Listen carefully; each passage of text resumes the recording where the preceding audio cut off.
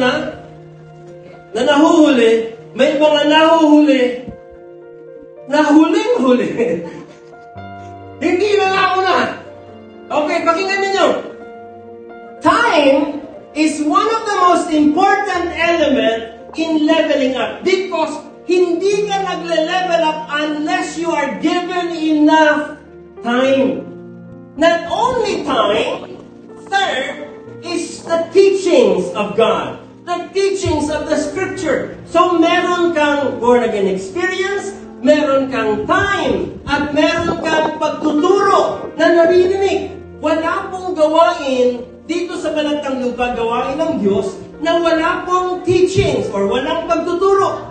Therefore, kung merong pagtuturo sa isang gawain, Bible study, prayer intercession, or whatever gawain ng Panginoon na inyo pong inaatinan, there is always that teaching na pinapailan lang ng Panginoon na ang purpose ng teaching na iyan is for you to level up.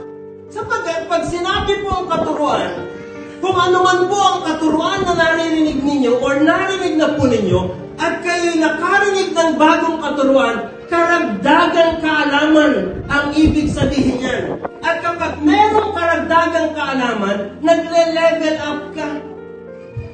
Amen?